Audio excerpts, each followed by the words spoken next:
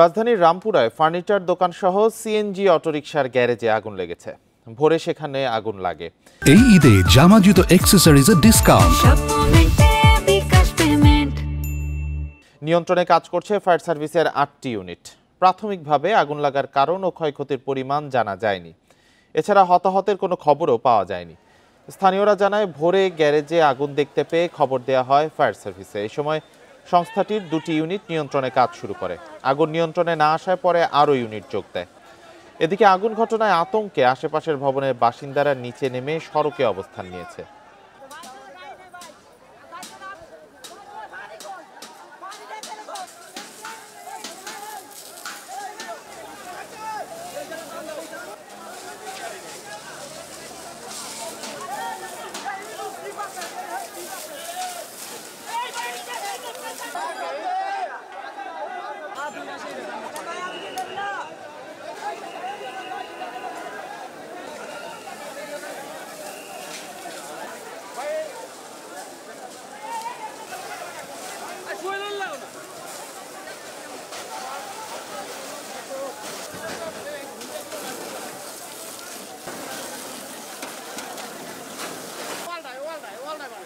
পানি নাই, অনেকক্ষণ বসে অনেকক্ষণ পর একটা ইউনিট আসছে, পরে আর একটা আসছে, তো জয়লা মনে করেন শেষ।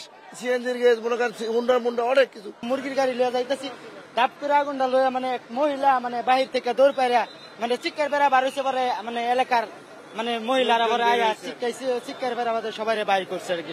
কার্মো কোম্পানির ফোম আছে আর হচ্ছে সব বেতের ফার্নিচার, এখানে বেত ছাড়া আর কোনো কিছুই নেই এটার ভিতরে। আগুনের আরো খবর জানাতে রামপুরা থেকে যোগ দিয়েছেন সহকর্মী বনি ইবনে কামাল। বনি, কিভাবে আগুন লাগলো আর আগুন নিয়ন্ত্রণে এসেছে কিনা, ক্ষয়ক্ষতির পরিমাণ সম্পর্কে এখন পর্যন্ত কোনো ধারণা পাওয়া গেছে কিনা? আগুন এখন নিয়ন্ত্রণে রয়েছে। আমি যদি আপনাকে এখনকার পরিস্থিতিটা দেখাতে চাই, আমরা দেখতে পাচ্ছি যে ফায়ার সার্ভিসের শেষ দিকের যে কাজ, অর্থাৎ পুরোপুরি নির্বাপন হয়েছে কিনা সেটি নিশ্চিতের জন্য যেই অভিযানের মতো হয় সেটি কিন্তু এখন পরিচালনা করা হচ্ছে। অর্থাৎ প্রতিটি কোনা পরীক্ষা করা হচ্ছে, প্রতিটি কোনা পরীক্ষা করা হচ্ছে এবং দেখা হচ্ছে যে এই যে পুরো জায়গাটিতে যে আগুন লেগেছে এটির এখন কি অবস্থা। আমি যদি আপনাকে একটু জানিয়ে রাখতে চাই, এই জায়গাটিতে মূলত তুলার ফ্যাক্টরি ছিল, এরকম তথ্য আমরা এলাকাবাসীর কাছ থেকে জানতে পেরেছি এবং এই তুলার ফ্যাক্টরির মধ্যেই আগুনের প্রথম সূত্রপাত, এমন কথাও কিন্তু বলছেন এলাকাবাসী। এবং আমরা যখন পুরো যে জায়গাটি, এটি যদি পুরোটা আমি একটু দেখানোর চেষ্টা করি, পুরো জায়গাটি কিন্তু আসলে একেবারে পুড়ে গিয়েছে এবং ঠিক ডান দিকের অবস্থানটা যদি দেখে, আপনি ডান দিকে দেখতে পাচ্ছেন যে টিন দেখা যাচ্ছে। এই জায়গাটিতে ছিল হচ্ছে সিএনজির গ্যারেজ এবং মেকানিক কারখানা, অর্থাৎ এই জায়গা পর্যন্ত কিন্তু আগুনটি ছড়িয়েছে। তো যদিও ফায়ার সার্ভিসের তৎপরতার কারণে এখানে আসলে আগুনটি খুব বড় মাত্রায় যেতে পারেনি, তাহলে হয়তো সেক্ষেত্রে আরো বড় ধরনের দুর্ঘটনার শঙ্কা কিন্তু ছিল।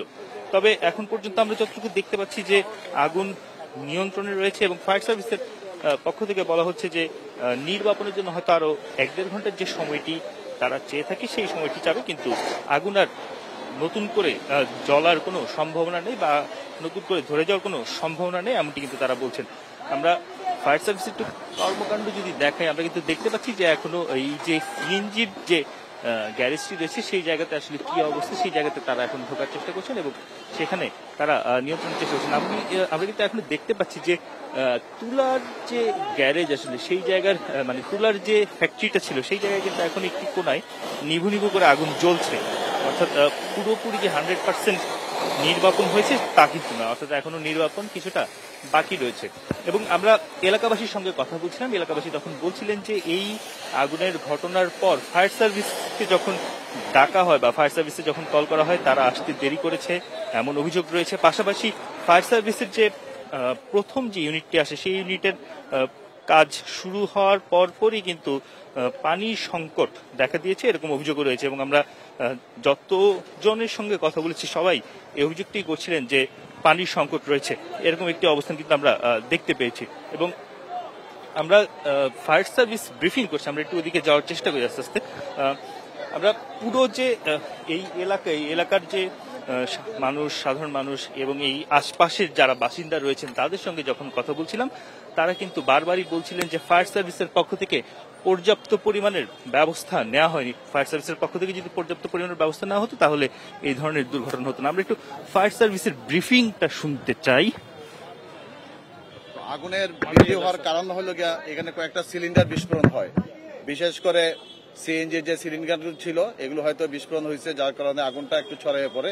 তো আমরা দ্রুত ঘটনাস্থলে পৌঁছে এবং সঠিক সময়ে চারিদিক থেকে অ্যাটাক করার কারণে আশেপাশে যে বাসাবাড়ি ছিল, দোকানপাট ছিল, এগুলো ভয়াবহ ক্ষতি হইতে রক্ষা পায়।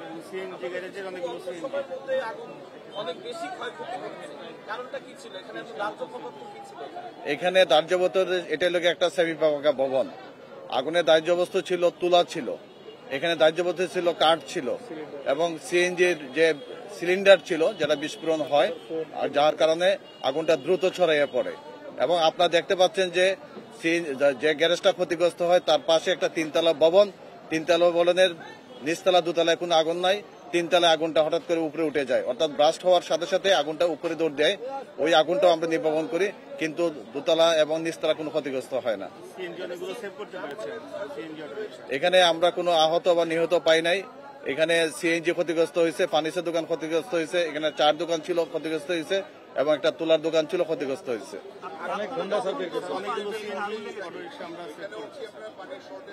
হ্যাঁ, প্রাথমিক অবস্থায় যেহেতু রমজানের দিন এবং সেহরি খাইয়া সবাই নামাজ টামাজ পরে ঘুমাইছে, আমাদের যখন first call second call kilo fire station থেকে আসছে, কিছু কিছু ভবনে আমরা অনেক সময় লাগছে তাদেরকে ডেকে তুলে তাদের কাছে পানি নেওয়ার জন্য। আর পানি সংকটের কারণে আমরা কিন্তু সাথে সাথে হেডকোয়ার্টার থেকে বিশেষ পানিবাহী গাড়ি, তেজগাঁও থেকে বিশেষ পানির গাড়ি নিয়ে আসি। না, আগুনের সূত্রপাত এখনো আমরা বলতে পারি নাই। অনেকে অনেক কথা বলতেছেন, কিন্তু সঠিক সূত্রপাত এখনো আমরা পাই নাই। আর আগুনের কার্যক্রম এখনো চলমান, আমরা কাজ করতেছি। এরপরে আমরা আলাপ আলোচনা এবং তদন্ত কমিটির মাধ্যমে আমরা জানতে পারবো আগুনের কারণটা কি। আমার নাম কাজী নজমুজ্জামান, সহকারী পরিচালক, fire service civil unit, Dhaka. 5টা 28 মিনিটের সময় আমরা সংবাদ পাই। আমরা 5টা 28-এ 5টা 36 মিনিটের ভিতরেই আমরা এখানে এসে পৌঁছাই। আমি ব্যক্তিগতভাবে এখানে 5টা 40-এ এসে পৌঁছেছি। 5টা 40 থেকে 58 পর্যন্ত আমি কোনো পানি ছিটানোর কাজ করতে দেখিনি। আমাদের প্রত্যেকটা জিনিস রেকর্ড আছে। আমরা যখন গাড়ি আউট হয়েছে, আমাদের ফায়ার সার্ভিস সিভিল ডিফেন্সের কন্ট্রোল রুমে মেসেজ দেওয়া হয়েছে। যখন গাড়ি এসে পৌঁছে ঠিক তখনই আপনার ফায়ার সার্ভিসের কন্ট্রোল রুমে আমাদেরকে কয়টার সময় গাড়ি পৌঁছে সেই মেসেজটা রেকর্ড করা হয়। আপনারা ইচ্ছা করলে আমাদের কন্ট্রোলে যোগাযোগ করে বলতে পারবেন যে কয়টার সময় গাড়ি পৌঁছে, কয়টা ইউনিট আসছে, কি আছে, প্রত্যেকটা জিনিসই আমাদের রেকর্ডকৃত। হ্যাঁ, পানি আমাদের গাড়ি যখন প্রথম আসে, যে জিনিসটা আমার দরকার, একটা পানিবাহী গাড়ি এবং টানা গাড়ি আসে, যেটাকে পাম্প লাগাই দিয়ে আমরা কাজটা করে থাকি। আর আমাদের পানিবাহী গাড়ি থাকে এবং পানির শর্টের কারণেই কিন্তু আমরা বাড়ি দ্বারা হেডকোয়ার্টার থেকে বিশেষ পানিবাহী গাড়ি এবং তেজগাঁও থেকে বিশেষ পানির গাড়ি আমরা আনাইছি। ধন্যবাদ সবাইকে। আমরা শুনছিলাম ফায়ার সার্ভিসের বক্তব্য। তারা আসলে বলার চেষ্টা করছিলেন যে পুরো যে ঘটনাটি, এই পুরো ঘটনাটির মধ্যে আসলে আমরা সাধারণ মানুষ বা এলাকাবাসীর কাছে যে অভিযোগটি পেয়েছি যে পানির সংকট, সেই বিষয়টি কিন্তু আসলে ফায়ার সার্ভিসের পক্ষ থেকেও স্বীকার করা হচ্ছে। আমরা এই পুরো যে জায়গাটি রয়েছে, আমি যদি সেটা একটু দেখানোর চেষ্টা করি, আপনি হয়তো দেখতে পারবেন যে ঠিক আমরা যে জায়গাটিতে রয়েছে, অর্থাৎ আগুনের যে মূল উৎপত্তি স্থল, এর পাশেই কিন্তু মোটরসাইকেলের কয়েকটি গ্যারেজ বা দোকান রয়েছে, যেগুলো থেকে আসলে মোটরসাইকেল বিক্রি করা হয়। ঠিক তার উপরে অর্থাৎ 3 তলায় এই যে টিন শেডটি দেখা যাচ্ছে, এই টিন শেডের মধ্যে বেতের এবং ফোমের একটি গুদামের মতো ছিল, সেই জায়গাতেও কিন্তু আগুন ছড়িয়ে যায়। এবং আমরা তখন দেখতে পাই যে আসলে ফায়ার সার্ভিস যখন এখানে এসে পৌঁছায়, এরপর আগুনের যে ব্যাপকতা, সেই ক্ষেত্রে তাদের আগুন নিয়ন্ত্রণে অনেকটাই হিমশিম খেতে হয়েছে বলেও কিন্তু আমরা দেখতে পেয়েছি। এবং পুরো যে এই এলাকার যে সাধারণ মানুষ, তাদের এক ধরনের বড় পার্টিসিপেশনও কিন্তু আমরা দেখেছি। অর্থাৎ ফায়ার সার্ভিস যখন এসেছে, পানির সংকট, বিভিন্ন বাসায় যাওয়া, তাদের সঙ্গে কথা বলা, পানির ব্যবস্থা করা, সেই কাজটিও কিন্তু এলাকাবাসী খুব আগ্রহের সঙ্গে বা খুব বেশি জোরালোভাবেই করেছে, যে কারণে কিনা এখানে আগুন নিয়ন্ত্রণের ক্ষেত্রে অনেকটাই কাজে দিয়েছে। এবং যখন অর্থাৎ আমি যদি 5টা 40-এর কথা আমি আপনাকে বলি, 5টা 40-এ কিন্তু আমি দেখছিলাম যে আগুন ছড়িয়ে যাচ্ছে এবং ছড়িয়ে অনেকটা পাশের যে গাছগুলো রয়েছে, নারিকেল গাছ বা সুপারি গাছ রয়েছে, সেই গাছগুলোতে আগুন ছড়িয়ে যাওয়ার মতো একটি অবস্থা হচ্ছিল বা লেগে যাচ্ছিল। আশপাশের বাসার মানুষজন তাদের ঘরের ভিতর যে কল রয়েছে, সেই কল থেকে আসলে পাইপ দিয়ে পানি দেওয়ার চেষ্টা করছে। সাধারণ মানুষের জায়গা থেকে যতটুকু সম্ভব তারা কিন্তু সেই কাজটি করার চেষ্টা করেছেন, এটি কিন্তু আমরা দেখতে পেয়েছি। এবং এই যে আগুনের ঘটনা যখন পাশের ভবনের 3 তলায় যে টিন শেডটি, সেই টিন শেডের মধ্যে লেগে যায়, তখন আমরা দেখতে পাই যে মোটরসাইকেল গ্যারেজের বা মোটরসাইকেলের দোকানগুলোর বিক্রির দোকানের যে মালিক বা শ্রমিকরা রয়েছেন তারা সবাই শাটার ভেঙে সেগুলোকে দ্রুত বের করার চেষ্টা করেন এবং সেগুলো বের করার পর সেখান থেকে তারা তাদের যে মালামাল ছিল সেগুলো সরিয়ে নিয়ে যায়। এরকম ঘটনা কিন্তু আমরা দেখেছি এবং পুরো যে এই প্রক্রিয়ায় সাধারণ মানুষের স্বতঃস্ফূর্ততা সত্যি দেখার মতো ছিল। কারণ আমরা অনেক জায়গাতেই দেখি যে যখন এরকম আগুন হয় বা আগুনের সূত্রপাত হয় সাধারণ মানুষের ভিড়ে ফায়ার সার্ভিসের পক্ষে কাজ করাটা অনেকটা দুরূহ হয়ে যায়। এই ক্ষেত্রে ঘটনাটা কিন্তু প্রথম দিকে অনেকটাই ভিন্ন রকম ছিল বলে কিন্তু আজকে আমরা দেখতে পেয়েছি। এখন এই যে আগুনের সূত্রপাত মূলত আমরা প্রথমে যখন ফায়ার সার্ভিসের সঙ্গে কথা বলি তখন কিন্তু তারা বলছিলেন যে এটি বৈদ্যুতিক শর্ট সার্কিট বা বৈদ্যুতিক সংযোগের কারণে এটি হয়ে থাকতে পারে, এরকম ধারণা কিন্তু তারা দিচ্ছিলেন। পরবর্তীতে কিন্তু আসলে পরিস্থিতি ভিন্ন। এখন পুরো যে আসল কারণ সেটি নিয়ে কিন্তু কিছুটা সন্দিহান রয়েছে। অর্থাৎ ধারণা করা হচ্ছে যে সিএনজির যে গ্যারেজ রয়েছে সেখানে সিএনজির যে সিলিন্ডার থাকে সেই সিলিন্ডার থেকে বিস্ফোরণের ঘটনাও ঘটতে পারে, এমনটিও কিন্তু ধারণা করা হচ্ছে। অর্থাৎ পুরো যে ঘটনাটি কেন হয়েছে কি হয়েছে সেই বিষয়ে পরবর্তীতে ফায়ার সার্ভিসের পক্ষ থেকে তদন্ত কমিটি করা হবে এবং সেই তদন্ত কমিটি আসলে রিপোর্ট দিবে। আবাসিক এলাকায় এই ধরনের ফ্যাক্টরি অথবা এই ধরনের ব্যবসায়িক প্রতিষ্ঠানের যে ঝুঁকি সেটি তো আসলে বেশ কয়েক বছর ধরেই খুবই আলোচনায় রয়েছে এবং তার যে বিভিন্ন কুফল বা ইম্প্যাক্ট আমরা সেটা কিন্তু বাড়ি বাড়ি দেখতে পাই এবং এটিও এই ধরনেরই কিন্তু একটি নমুনা। আমরা যখন আশপাশের বাসিন্দাদের সঙ্গে কথা বলছিলাম, বাড়ির মালিকদের সঙ্গে কথা বলছিলাম, তখন কিন্তু তারা বলছিলেন যে এই জায়গায় যেই তুলার ফ্যাক্টরি ছিল, আসবাবপত্রের দোকান ছিল, সিএনজির গ্যারেজ বা কারখানা ছিল, সেগুলো নিয়ে কিন্তু তারা বেশ কয়েকবার অভিযোগ দিয়েছেন, বেশ কয়েকবার কথা বলেছেন, এমনকি এই জায়গার যে মালিক তার সঙ্গে কথা বলেছেন, কিন্তু তারপরও এগুলো সরেনি। এগুলো না সরার কারণেই এই যে আজকের যে দুর্ঘটনা, এই দুর্ঘটনাটি ঘটেছে। এবং এখানে ফায়ার সার্ভিস কিন্তু বলছে যে তারা 5:20 দিকে এই তথ্য 28 মিনিটে এই তথ্য পেয়েছে। আমরা এখানে কয়েকজনের সঙ্গে কথা বলেছিলাম যারা এই এলাকার স্থানীয়, বিশেষ করে পাশের ঠিক এই প্লটটির সঙ্গের যে বাসায় থাকে সেই বাসায়, তারা কিন্তু বলছিলেন যে আসলে আগুনের ঘটনা আরো আগের 4টারও আগের ঘটনা বলে কিন্তু তারা দাবি করছিলেন। অর্থাৎ ফায়ার সার্ভিসকে জানানোর পর তারা বলছিলেন যে এই ছোট করে এক ধরনের আগুনের সূত্রপাত তারা 4টার দিকে কিন্তু দেখতে পেয়েছে। 4টার পরপরই পুরো আগুনটি, যেহেতু এখানে আসলে তুলার একটি গুদাম ফ্যাক্টরির মতো ছিল, সেই ক্ষেত্রে বা সেই কারণে কিন্তু আসলে এই আগুনের যে ব্যাপকতাটা সেটা খুব দ্রুতই ছড়িয়ে যায়।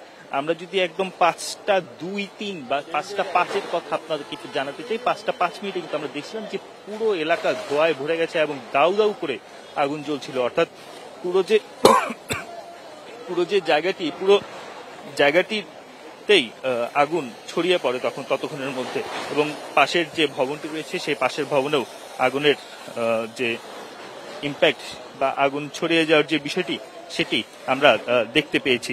তো এখন পর্যন্ত আসলে মূলত ফায়ার সার্ভিসের যে প্রধান কাজ সেই কাজটি কিন্তু শেষ হয়েছে। এখন ফায়ার সার্ভিসের পরবর্তী যে কার্যক্রম অর্থাৎ নির্বাপনের যে বিষয়টি, এখন কিন্তু নির্বাপনের কাজটি করা হবে। অর্থাৎ নির্বাপন কাজ সম্পন্ন হওয়ার পরেই একটি যে তদন্ত কমিটি, সেই কমিটি গঠনের বিষয়টি আসবে এবং পরবর্তীতে জানা যাবে যে কি কারণে আসলে রামপুরের ডিআইটি রোডের এই প্লটটিতে আগুন লেগেছে বা আগুনের সূত্রপাতটা কিভাবে হয়েছে।